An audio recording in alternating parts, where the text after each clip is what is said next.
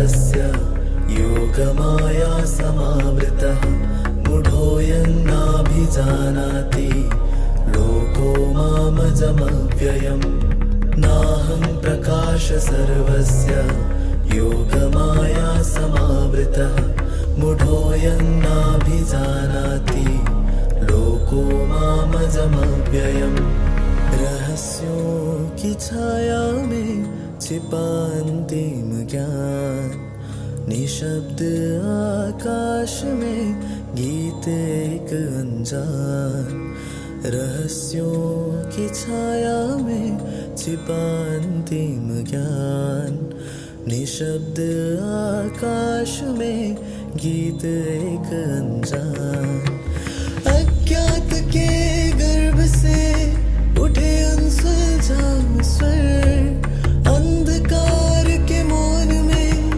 जगे अनंत निर्झर मन में है उलझन भरी पर हृदय में आशा खिली एक संकेत गूंज रहा अब है अंतिम घड़ी अंतिम घड़ी अंतिम घड़ी अंतिम घड़ी रहस्यांतर अंतिम अध्याय का संचार रहस्यांतर सुनो परमात्मा की पुकार रहस्यांतर अंतिम अध्याय का संचार रहस्यांतर सुनो परमात्मा की पुकार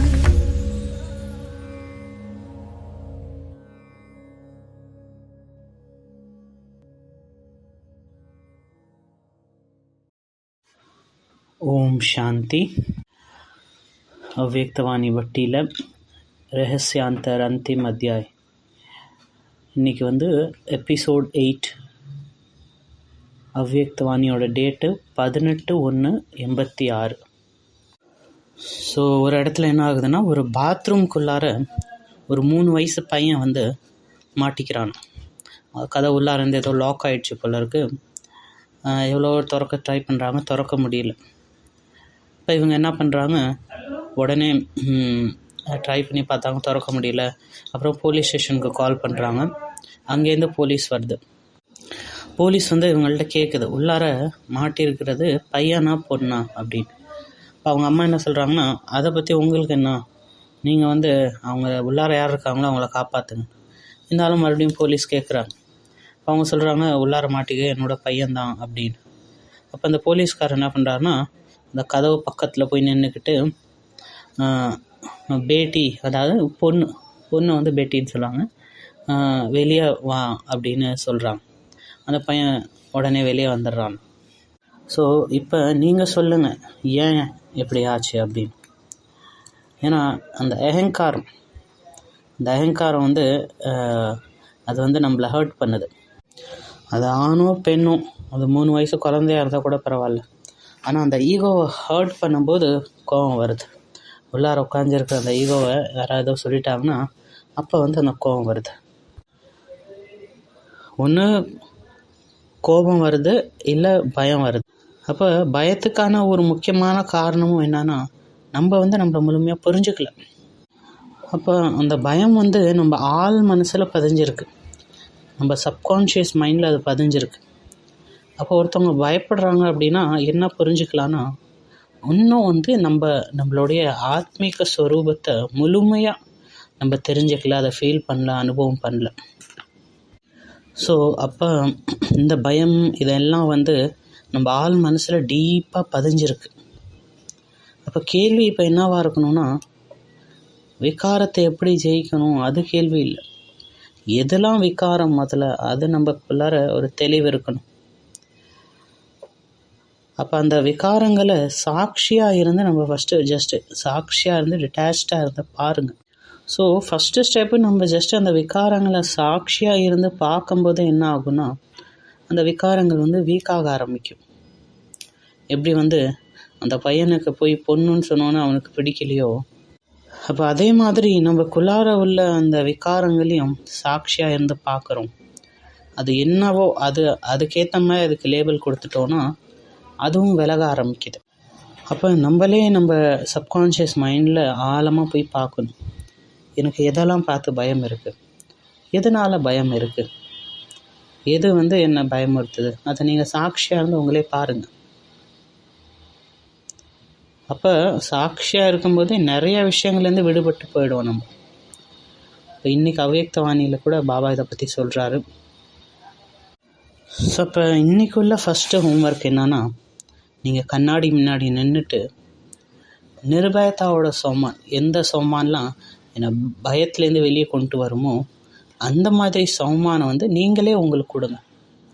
நீங்களே கண்ணாடியில் உங்களை பார்த்து அந்த இதை சொல்லுங்கள். உதாரணத்துக்கு என்ன சோமான் எடுத்துக்கலாம், சிவசக்தி. இது வேறு ஏதாவது புதுசாக சொல்லுங்கள். நான் மகாவீர் ஆத்மா. ஸோ அப்போ பாபா என்ன ஒரு ஸ்திதி சொல்கிறாரோ, நீங்கள் எந்த ஸ்திதியை அடையணும்னு விரும்புகிறீங்களோ அந்த ஸ்திதியை அடையணுன்னா அதுக்கு ஒரு ஈஸியான வழி என்னன்னா, அது ரிலேட்டடான அஃபர்மேஷன்ஸ், அது ரிலேட்டடான சௌமான நீங்களே உங்களுக்கு சொல்கிறது, உங்களுக்கு ரிப்பீட் பண்ணிக்கிட்டே இருக்கணும் அந்த விஷயத்தை. அந்த மாதிரி இன்றைக்கி நம்ம நிறைய விஷயங்கள் பார்க்கலாம். இன்னும் பாபா சொன்ன விஷயங்களை எதெல்லாம் நம்ம இன்னும் டச்சே பண்ணலையோ, இன்னும் அது மேலே நிறைய ஒர்க் செய்ய வேண்டியது இருக்குது. அந்த மாதிரி விஷயங்களை நம்ம இன்றைக்கி பார்க்கலாம். ஸோ அதனால் இன்றைக்கி எதெல்லாம் பார்த்து உங்களுக்கு பயம் இருக்கும் அது ரிலேட்டடாக சில இந்த மாதிரி அஃபர்மேஷன்ஸ் க்ரியேட் பண்ணுங்கள். ஒன்று சாவுக்கான பயம், அது ரொம்ப லாஸ்ட்டு விஷயம். பட் அதுக்கு முன்னாடியும் நம்ம லைஃப்பில் நிறைய சின்ன சின்ன விஷயங்கள் பார்த்து பயம் இருக்கும். ஸோ அப்போ அதை ஃபஸ்ட்டு நோட் பண்ணுங்கள், எனக்கு எதெல்லாம் பயம் இருக்குது. அது ரிலேட்டடாக சில அஃபர்மேஷன்ஸ் சௌமான் நீங்களே உங்களுக்கு க்ரியேட் பண்ணுங்கள்.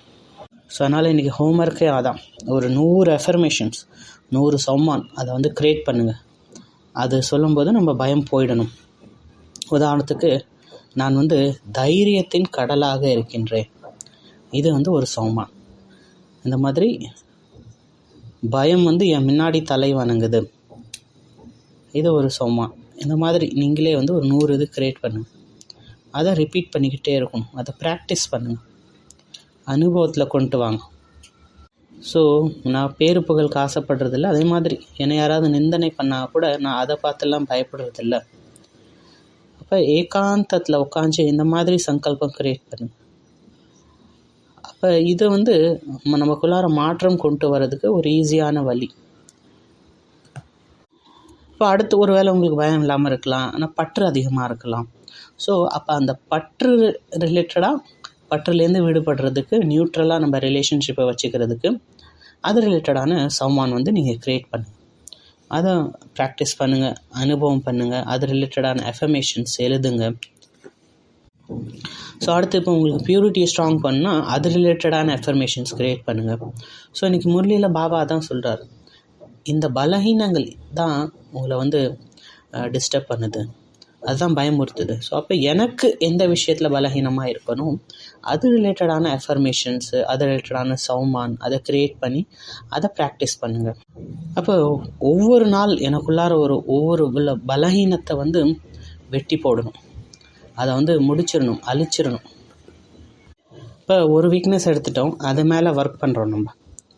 அதுக்கப்புறம் அதில் நல்லா ஒர்க் பண்ணிட்டோம். அதுக்கப்புறம் நம்ம நம்ம முன்னாடி அந்த ஒரு பேப்பர் வந்ததுன்னா நம்ம அவ்வளோ பயப்பட மாட்டோம், ஏன்னா அதில் நம்ம ஒர்க் அவுட் பண்ணியிருக்கோம்.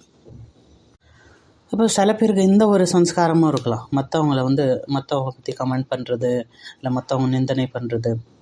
ஸோ அதை விடணும்னு நினைக்கிறோம், இருந்தாலும் சில நேரத்தில் நம்மளே அறியாமல் யாரையும் பற்றி ஏதோ ஒன்று சொல்லிட்டோம். அப்போ நம்ம என்ன பண்ணணும், அதை நம்ம செக் பண்ணணும்.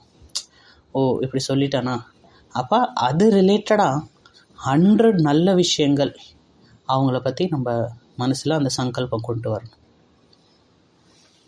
அது என்ன மாதிரி சங்கல்பம் இருக்கலாம், ட்ராமாவில் ஒவ்வொருத்தவங்களுக்கு அவங்கவுங்க பாட்டு இருக்குது. நான் நியூட்ரலாக இருக்கணும்.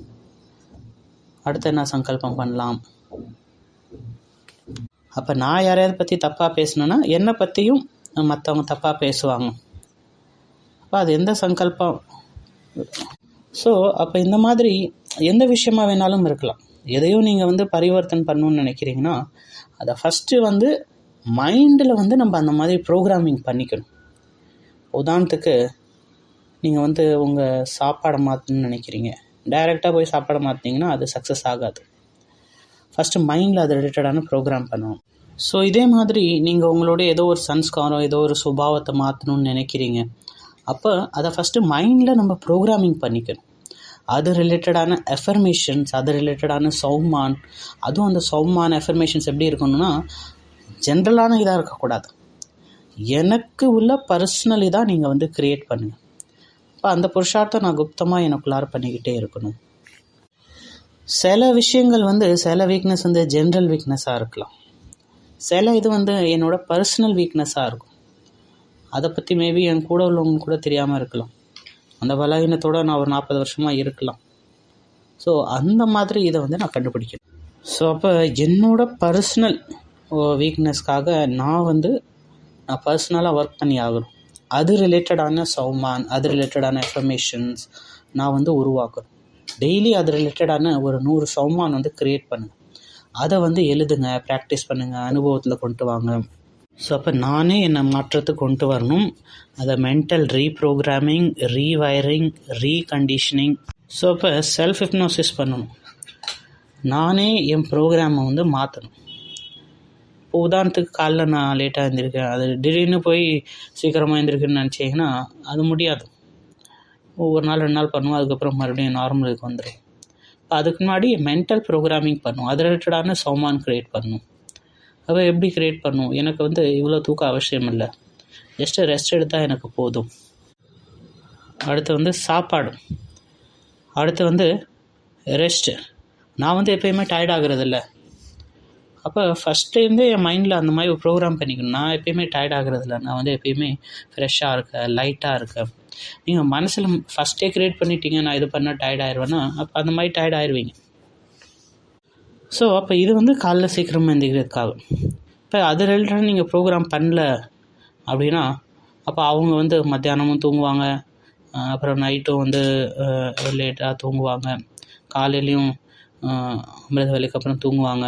ஒரு வேளை சரியான தூக்கம் நைட்டு கிடைக்கலன்னா அப்போ முழு நாள் அதே சங்கல்பம் தான் ஓடும். தூங்கணும், சரியாக தூங்கலை, ரெஸ்ட் எடுக்கணும் அப்படின்னு அந்த சங்கல்பம் தான் மறுபடியும் ஓடிக்கிட்டே இருக்கும். அப்போ இதே மாதிரி தான் ஹெல்த்துக்கும். உதாரணத்துக்கு உங்கள் ஹெல்த்தை நல்லா வச்சுக்கணுன்னா அது ரிலேட்டடான பாசிட்டிவ் சங்கல்பம், சௌமான், எஃபர்மேஷன்ஸ் அது க்ரியேட் பண்ணணும். இல்லைன்னா சில பேர் என்ன நினைப்பாங்கன்னா, எனக்கு இந்த கிளைமேட் ஒத்துக்க மாட்டேங்குதுப்பா, இந்த இடம் ஒத்துக்க மாட்டேங்குது, இந்த விஷயம் ஒத்துக்க மாட்டேங்குது, இதுனா எனக்கு அலர்ஜி ரொம்ப இதாக இருக்குது. அந்த மாதிரி இவங்களே முன்னாடி ஒரு வீக்கான ப்ரோக்ராம் ரெடி பண்ணி வச்சுட்டாங்க. அப்போ என்ன ஆகும்? அப்போ நம்ம அது ரிலேட்டடான பாசிட்டிவ் சங்கல்பம் ரெடி பண்ணி வச்சுக்கணும் நமக்குள்ளாரே.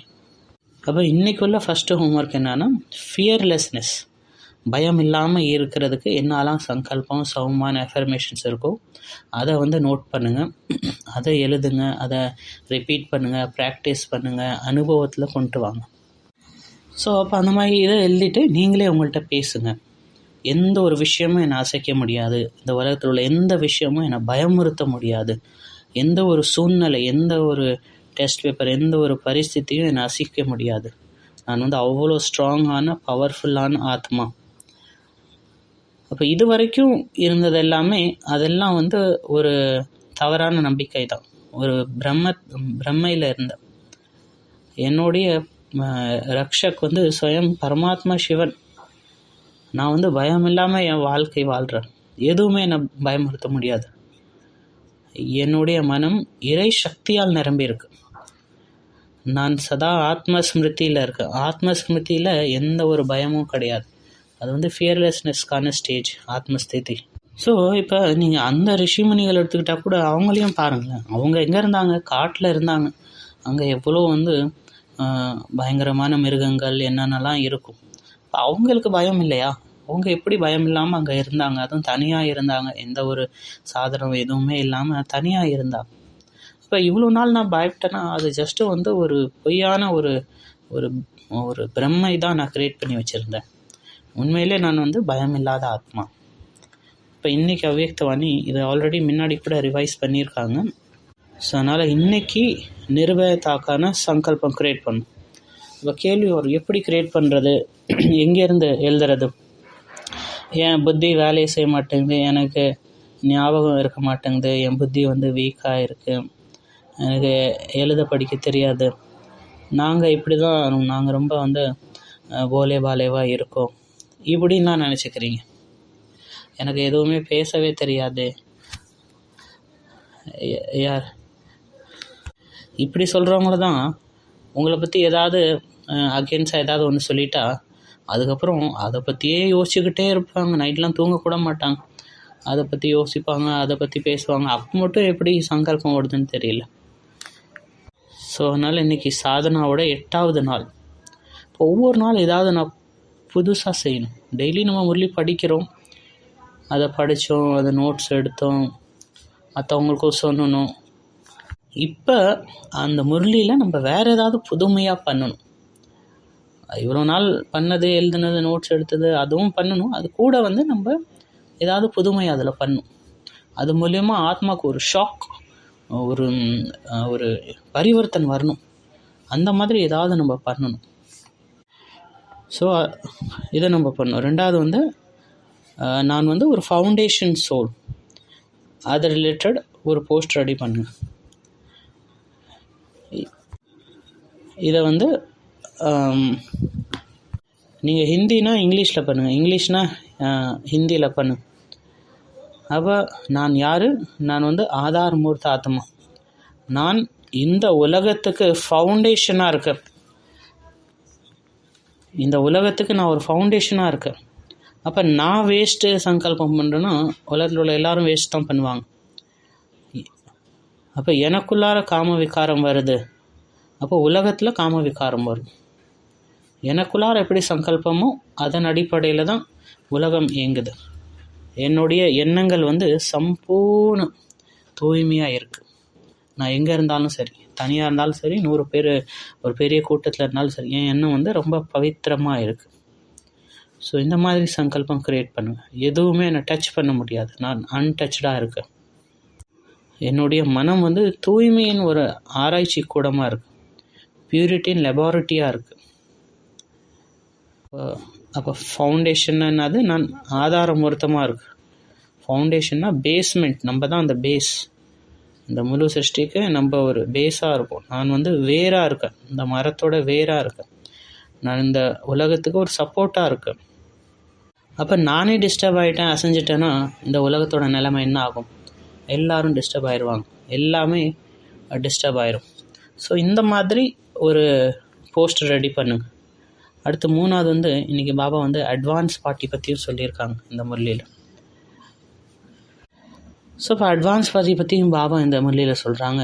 யாரெல்லாம் இந்த யஜ்யத்தில் ஷரீரம் விட்டாங்களோ, சீனியர்ஸ் இருக்காங்களே, தாதி தீதிங்க, அந்த மகாரதிகள், ஸோ அவங்க எல்லாரும் வந்து சூக்ஷ்ம வதனத்தில் இருக்காங்க. அப்போ அந்த சூக்ஷ்ம வதனத்துக்கான அனுபவம் இங்கே பண்ணுங்கள். ஏன்னா சூக்ஷ்ம வதனத்தில் எந்த விதமான பந்தனமும் கிடையாது. உடலுக்கான பந்தனம் கிடையாது, இரவு பகலுக்கான பந்தனம் கிடையாது, சாப்பாடுக்கான பந்தனம் கிடையாது.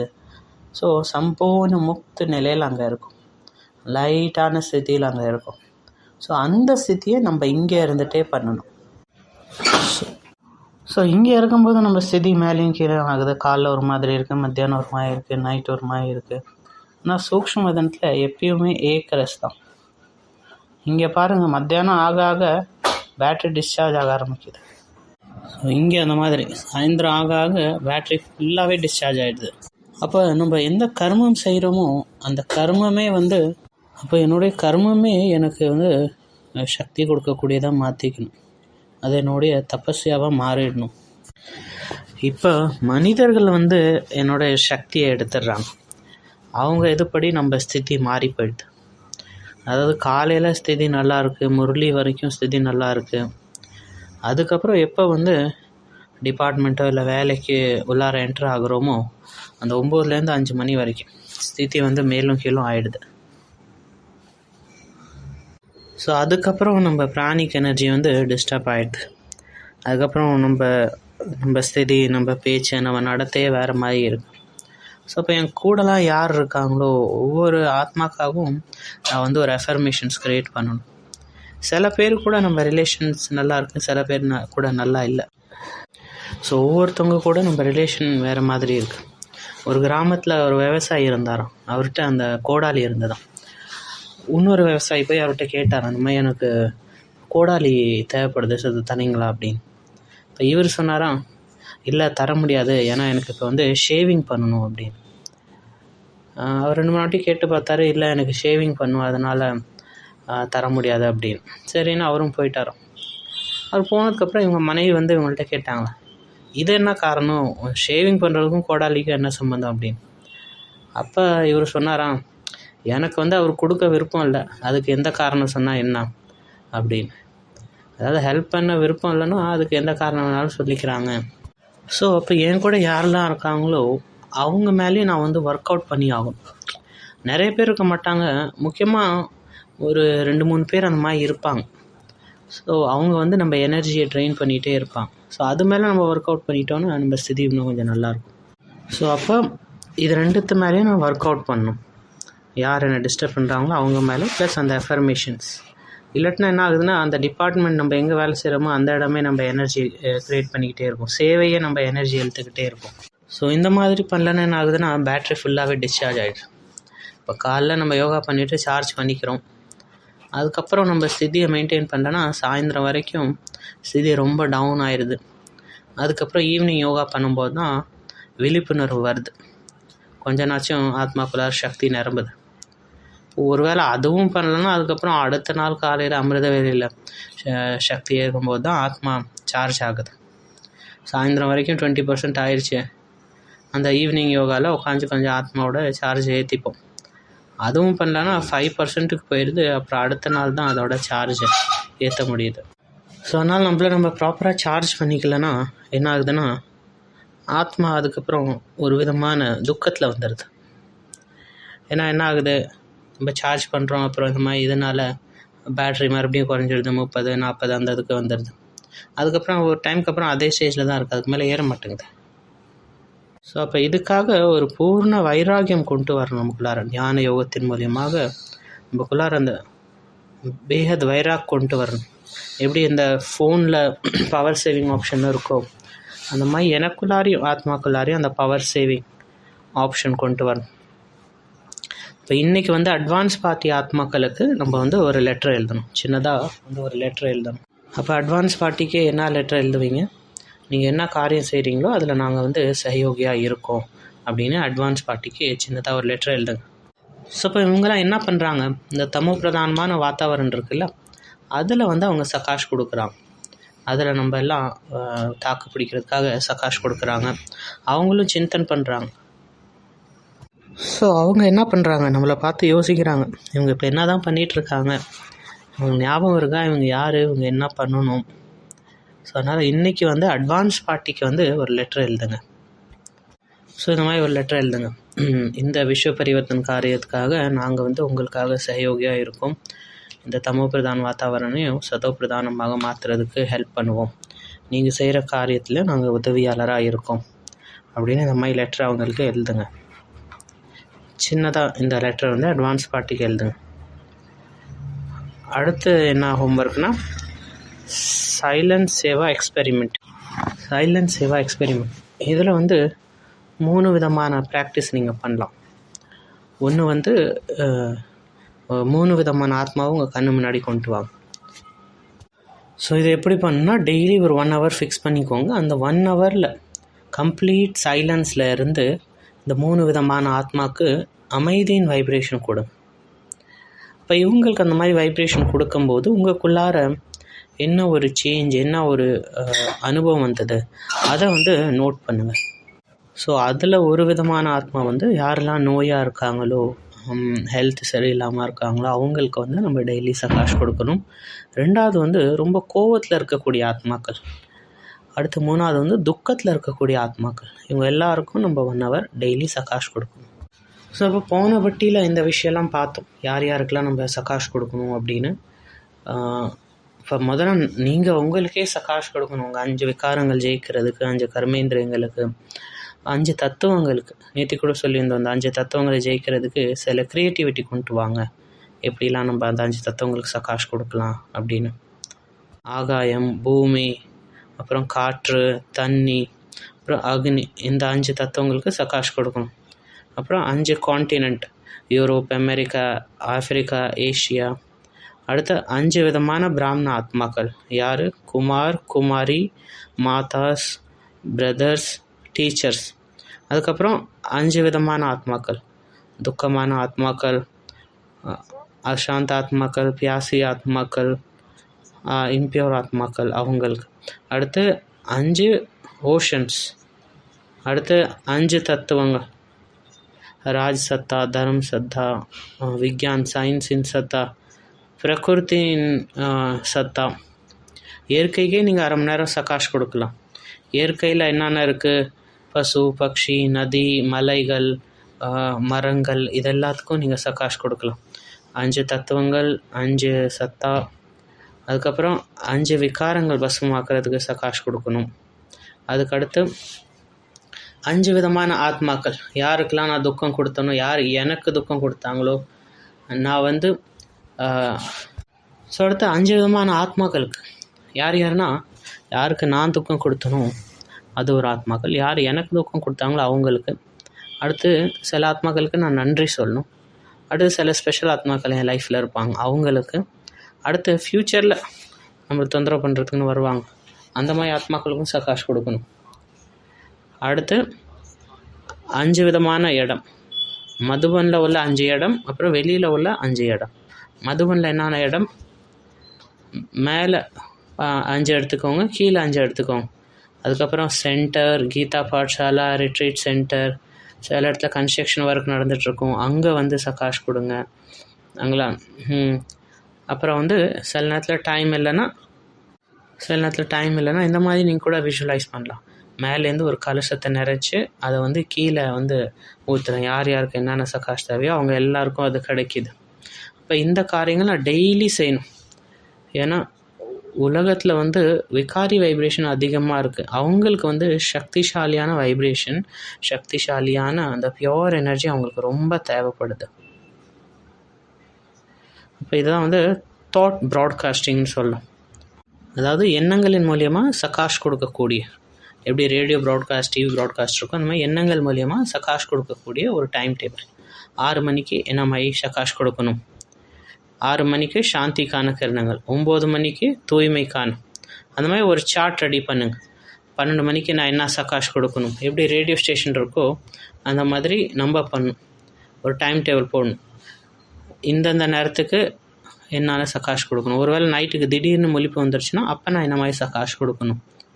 பாபா ஒரு முறையில் சொல்லியிருக்கார், திடீர்னு நைட்டு கண்ணு முழிச்சிருச்சுன்னா சகாஷ் கொடுத்துட்டு அப்புறமா படுங்க. அவ்யக்த முரளியில் பாபா இதுவும் சொல்லியிருக்கார். அப்போ இந்த மாதிரி கிரணங்கள் வந்து பரப்புங்க.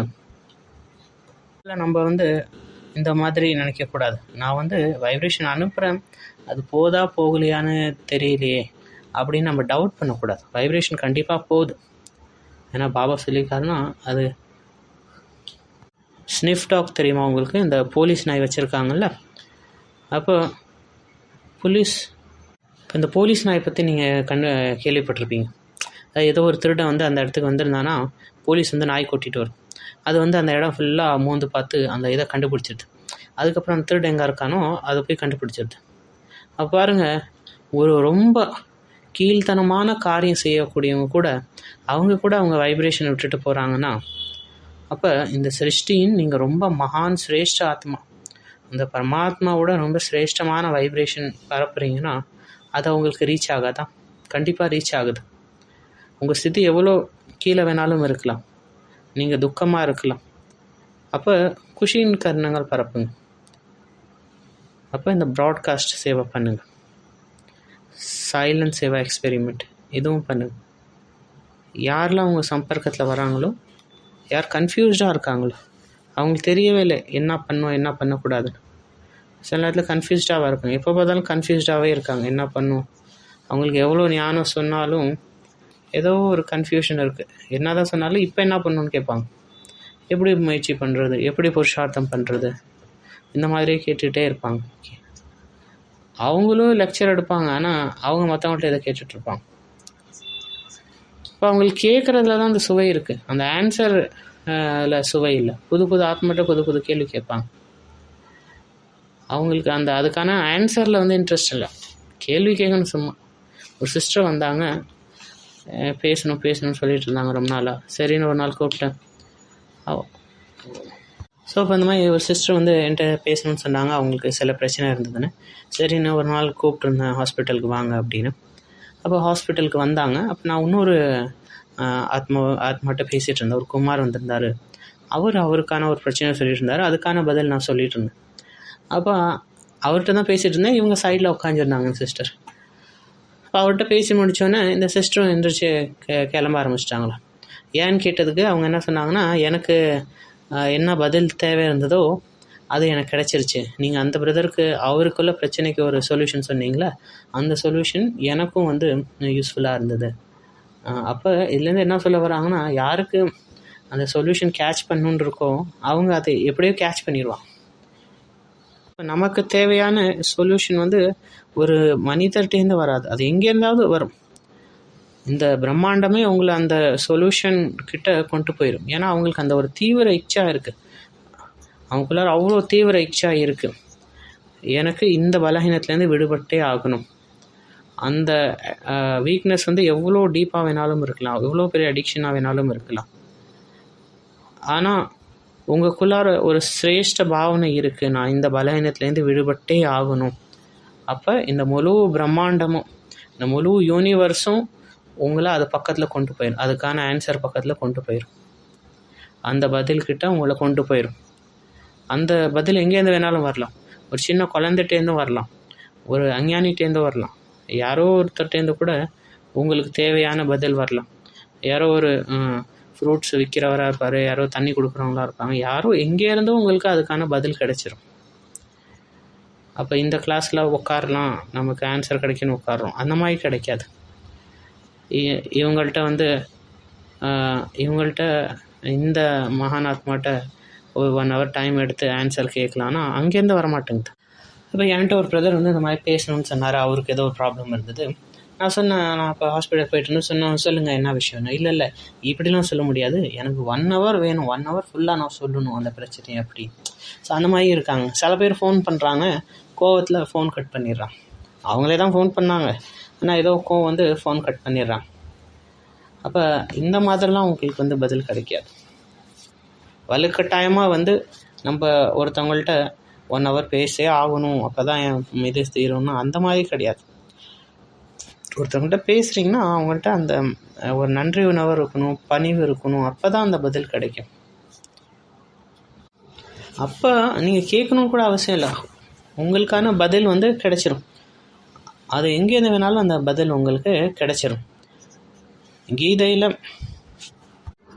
கூட இது எழுதியிருக்கு. உங்களுக்கு ஏதோ ஒரு இதுக்கான பதில் வேணும்னா நீங்கள் ரொம்ப பணிவாக அன்போடு அவங்களுக்கான சேவை பண்ணுங்கள், அவங்கள்ட்ட நல்ல ஒரு பிஹேவியர் வைங்க, பணிவாக இருங்க, அப்போ அதுக்கான பதில் கிடைக்கும்.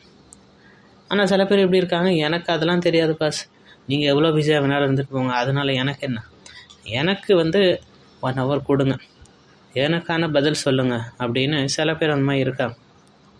அப்போ கேள்வி கேட்குறேன்னா அந்த கேள்வியிலையும் நம்ம ஒரு ரெஸ்பெக்டோட, பணிவோட, மரியாதையோடு அந்த கேள்வி கேட்கணும். அதனால் நம்ம ஒருத்தவங்கள்ட்ட கேட்கும்போது பணிவோடு கேட்கும்போது அந்த சமர்ப்பன் பாவோடு கேட்கணும். அப்போ அதுக்கான பதில் உங்களுக்கு கிடைக்கும். இது வந்து ஒரு மனிதருக்கான விஷயம் இல்லை.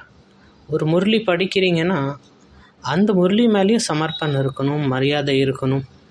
இது வந்து முரளி தேவதா, ஹே முரளி தேவதா, ஹே முரளி தேவி, ஹே முரளி தேவதா. கீதா படிக்கிறதுக்கு முன்னாடி கூட அந்த கீதையை வந்து நமஸ்காரம் பண்ணுறாங்க, அதுக்கான பக்தி பண்ணுறாங்க. அவ்வளோ ரெஸ்பெக்டோடு அந்த கீதையை படிக்கிறாங்க.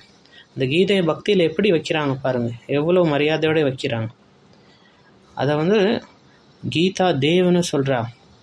என்னோட புத்தியில் வந்து வாங்க, நாங்கள் புத்தி இல்லாமல் இருக்கோம், எங்களுக்கு எதுவுமே தெரியல, ஹே கடவுளே எங்கள் புத்தியை வந்து பிரகாசம் பண்ணுங்க அப்படின்னு அந்த பணிவோடு அந்த புக்கை படிக்கணும்.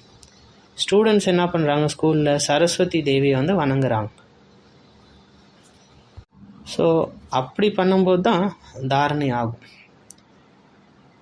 ஏன்னா எதில் நம்ம வேலை செய்யணும், அந்த நம்பிக்கையில், அந்த ரெஸ்பெக்டில், ஞானத்தை பற்றி அந்த ஞானத்துக்கு அந்த ரெஸ்பெக்ட், அந்த பணிவு இருக்கணும். அந்த ஞானம் யாருக்கு கிடைக்கும்? யார் பணிவாக இருக்காங்களோ அவங்களுக்கு தான். யார் அகங்காரத்தோடு இருக்காங்களோ, நான்கிற அந்த இதோடு இருக்காங்களோ அவங்களுக்கு அந்த ஞானம் கிடைக்காது. நேற்று கூட நம்ம பார்த்தோம், உண்மையான சேவைனா என்னது?